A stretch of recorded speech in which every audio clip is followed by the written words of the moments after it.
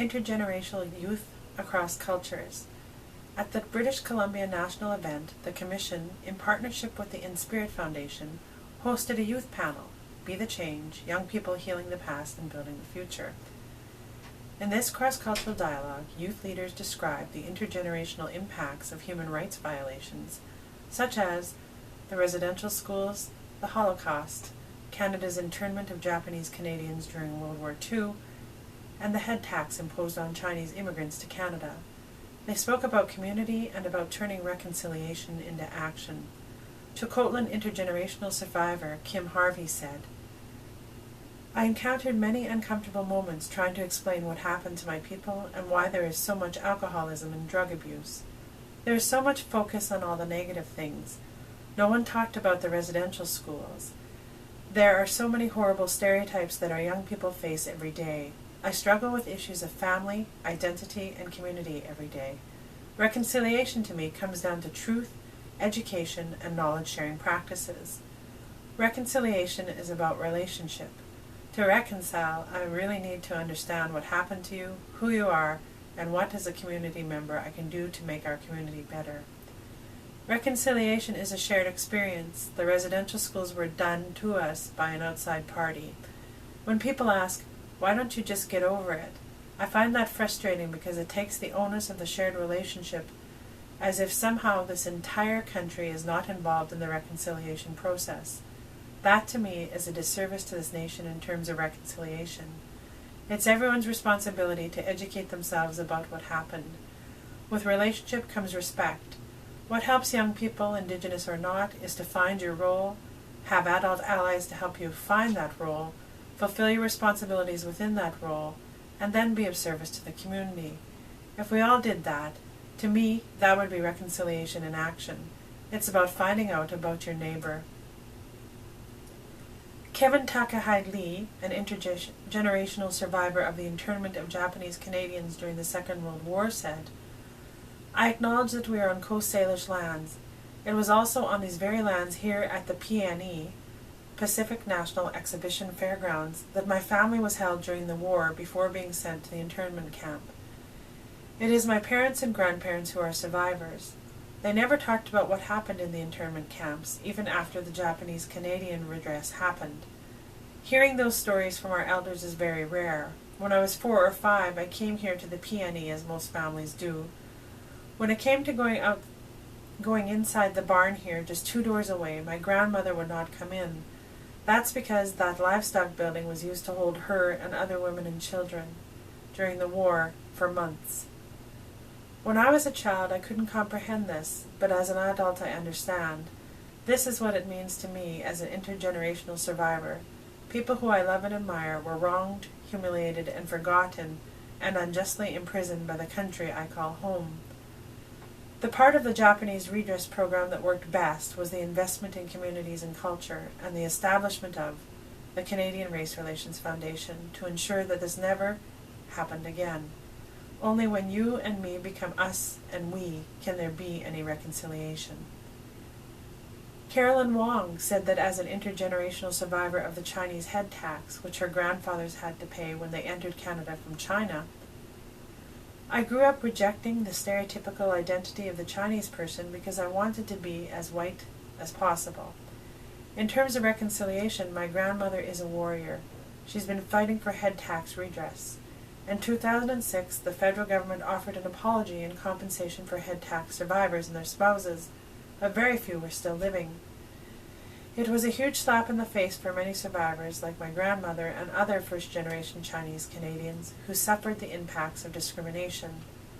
What is the price you can put on loss of life, loss of land, loss of family, and discrimination and abuse? You can't put a price on these things. Compensation is only part of the answer. Reconciliation is not just an apology, but a two-way path of apology and forgiveness. Education, exposing the truth of what happened and making sure it's never forgotten. Reconciliation starts with youth and building intercultural understanding. I hope this is the start of many other intercultural dialogues. We need to understand about residential schools and also what other cultural groups have experienced.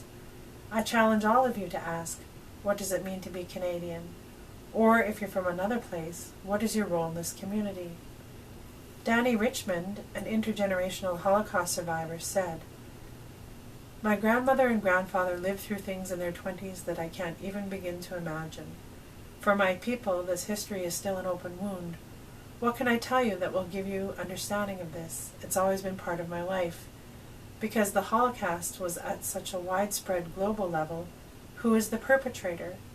Every day people were implicated, and there were systems and nations involved. So there's no one person I can accept an apology from. The German government has apologized. It's about the reconciliation of trust in humanity and that this kind of persecution won't happen again to the Jews or globally. Reconciliation is about making sure that none of our communities suffer that persecution again. For me, it's about guarding our institutions to make sure they aren't contributing to this kind of persecution. We've had the apology from the government, but how are we checking in to see how we're doing today?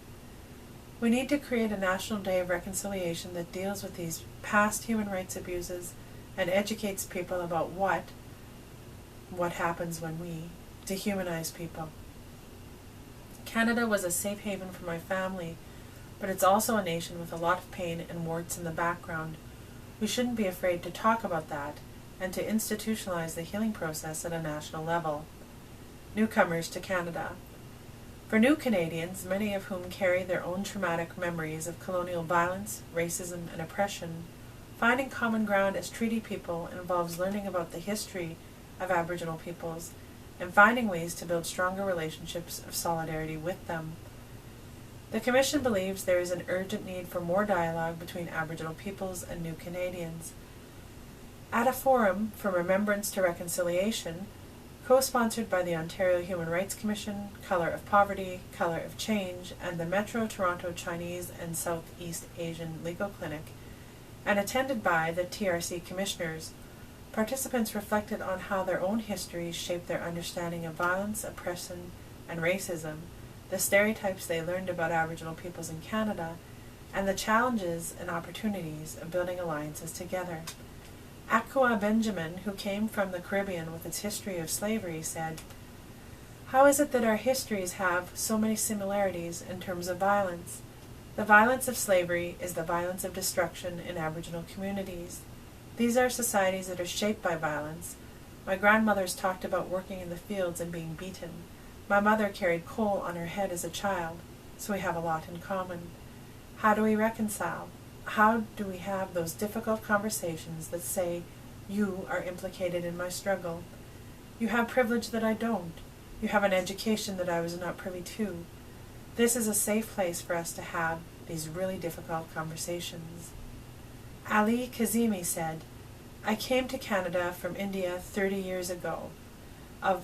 One of the things that became apparent to me right away was that I came here with my own baggage of stereotypes of Aboriginal peoples. These were defined by what I had seen in Hollywood films and comic books. I spent a lot of time in Toronto going to soup kitchens, hanging out with people, trying to understand what the current reality is of First Nations people in an urban center like Toronto. It was an incredible learning experience. It really humbled me. It really opened my eyes. I remember having those discussions with people who would challenge me, and those challenges were absolutely essential. That led me to my own question, how do I fit into this landscape?"